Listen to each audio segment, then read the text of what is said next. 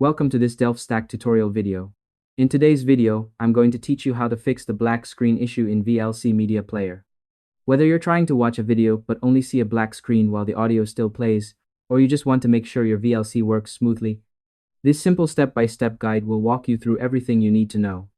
First, open your VLC Media Player and go to the top menu bar. Click on Tools, then select Preferences from the drop-down menu. Once you're there, switch to the Video tab and look for the option labeled Output. Make sure to follow along carefully so you don't miss any important details. Next, click on the Output drop-down menu and select OpenGL Video Output. After that, click Save and restart VLC to check if the issue is fixed. If the black screen persists, you can return to the same section and choose Windows GDI Video Output instead, then save your changes and test again. This helps ensure compatibility with your system. To make the process smoother, here's a quick tip. You can also try disabling hardware accelerated decoding. Go to Tools, Preferences, then the Input, Codecs tab, and set Hardware Accelerated Decoding to disable. Don't forget to click Save before testing your video again. If none of these work, the last option is to reset all preferences in VLC.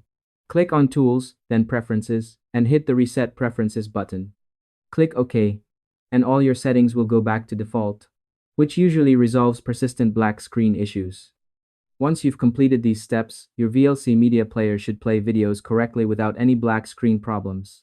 It's also a good idea to restart VLC after each change to make sure everything applies properly. And that's all there is to it. By following these simple steps, you'll be able to fix the black screen issue in VLC Media Player without any hassle. Thanks for watching this DelftStack tutorial video.